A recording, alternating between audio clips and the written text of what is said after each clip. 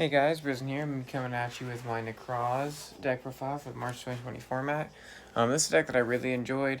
I bought it a long time ago, sold it, and I always wanted it again ever since I had sold it. So when I found it got reprinted, picked up all the cards. Really enjoyed playing it. It's an awesome deck. Hope you guys enjoy. My deck's probably different than a lot of other builds, but it's the beauty of the game. Alright, 3 Nekroz of Bryanak. It's your searcher. You discard him, you add a Nekroz card from your deck to hand. And across the Colossus, you can discard him and add a ritual spell card from deck to hand. Bryanak can bounce 2 monster special from the extra deck, and Colossus can target a monster special from the extra deck, make attack 0, and I believe negate its effects. I don't usually use that effect for him. Yes, really cool. You only need 2 of him though, because of like all the new cards that come out, like incantations and stuff. You don't need to play 3. 1 Unicorn. This card needs to come back to at least 2. I don't see why it's at 1, but anymore. But you can do the Kaleidoscope combo with him. While he's on the board, he negates all extra deck monster effects, which is really cool. And you play 2 Trishula, just the same as Bryanak. When you play it, you banish a card in your opponent's hand, grave, and field.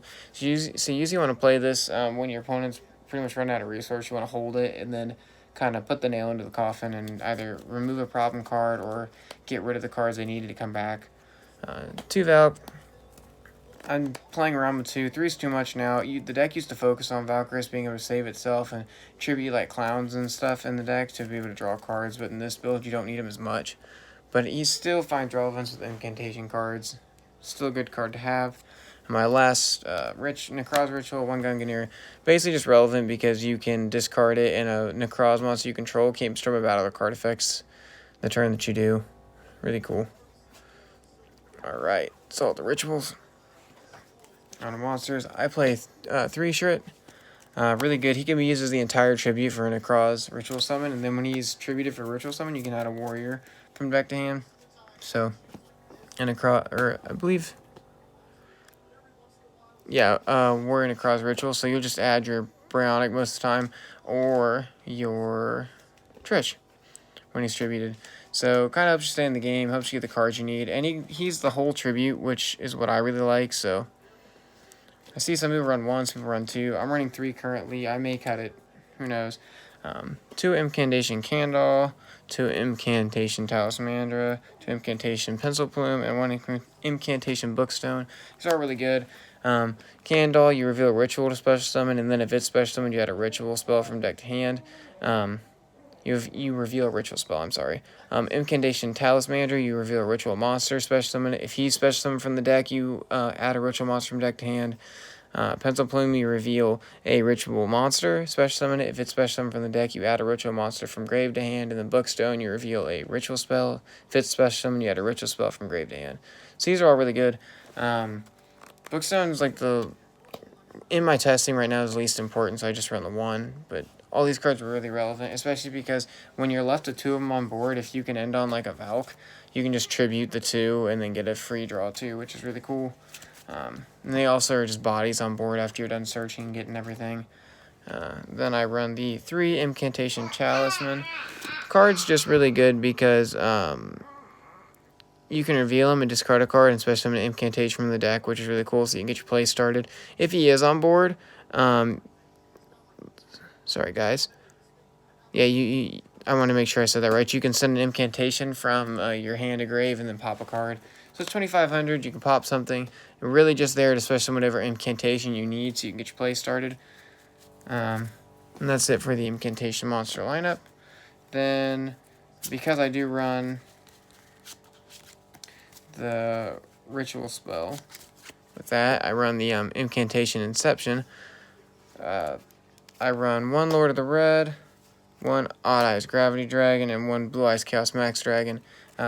Basically, Incantation Inception lets you ritual summon any ritual monster by using incantations for the ritual summon, which is really cool.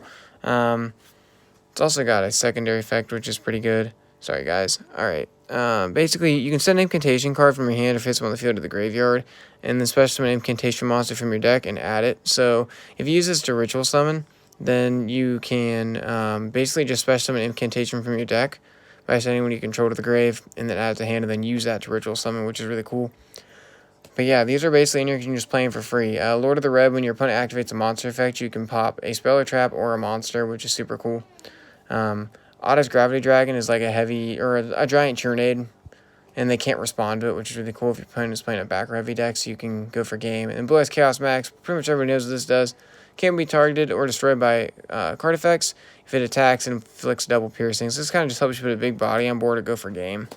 So, really good. It's like a side, a little tech that I have. And then we play 2 Mirror, 2 Kaleidoscope, 2 Cycle. I'm just doing a 2-2 and 2 ratio. Pretty good. Nekroz Mirror lets you banish materials from your grave to ritual summon a Nekroz monster. Nekroz Kaleidoscope lets you send a monster from your extra deck and then ritual summon Nekroz monsters whose levels equal the level the monster sent. And then Cycle lets you ritual summon from your graveyard using cards on your field. It's really good. And then all these, if you don't control any monsters, you can banish them and a Nekroz monster to add a ritual spell. Nekroz Ritual from deck to hand. Which is super cool. You're in 3, Preparation of Rites, because at 3 now, you can add a level 7 or lower ritual monster from your deck to hand, and then add a ritual spell from your grave to hand. So it's like insert your Bryonak.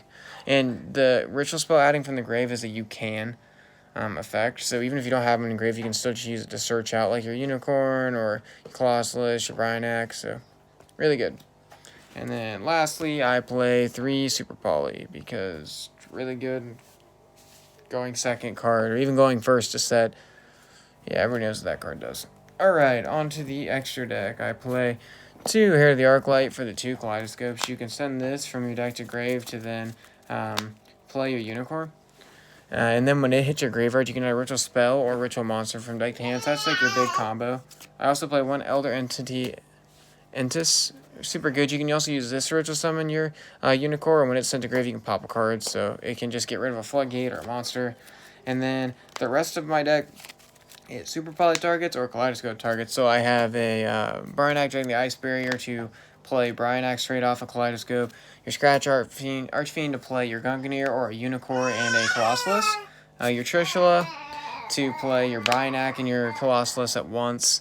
Then I have a Leo, Keeper of the Sacred Tree. You can play, it's level 10. So you can play your Bryonak and your Unicorn, which is really cool, or your Gungnir and a Colossus. When you use Kaleidoscope, you can't, or the higher level Nekroz, like your Valkyris, like your Trishula, they must be ritual summon without using monsters that are their level. So you can't just play you can't just play them straight from the deck by sending like a level 9 or an 8.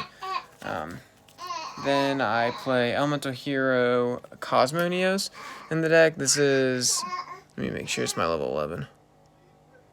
Yeah, it's my level 11. Super cool. You can play your Gungnir and your Unicorn off of it. You can play your Valkyris and your Colossus off of it. And then your 5-headed dragon. It's your level 12. With this card, you can play a Trishula and a Colossus. You can play a Valkyris and a Unicorn. Really cool card to be able to run on the deck. But yeah, so it's basically just so if you do open Kaleidoscope and a bunch of Nekroz rituals, you can play multiples off of that Kaleidoscope. But yeah. And then lastly are my Super Poly targets, your Mud Dragon. I play all of them. Duplexer Chimera, Earth Golem Ignister, Predaplant, Dragostapelia, Starving Venom Fusion Dragon, World Chalice, Guard Dragon, Armaduke. Really good cards. Mud Dragons, 2 monsters with the same attribute but different types. Duplexer's 2 Cybers. This is a Cybers and a Fusion. Fusion and Dark, 2 Darks, and then 3 Link monsters like against Spirals. Any Dark deck, your Invoked Shadows, Salamangreat, any Cybers deck, honestly, Salamangreat this could work with. And then any weird deck you play against is in for. So, yep. That's it, guys. That's my Nekroz deck profile for you guys. Hope you guys enjoyed. If you guys have any comments, any suggestions for the deck, let me know. Like, comment, and subscribe, and I'll keep trying to bring content. I'll see ya.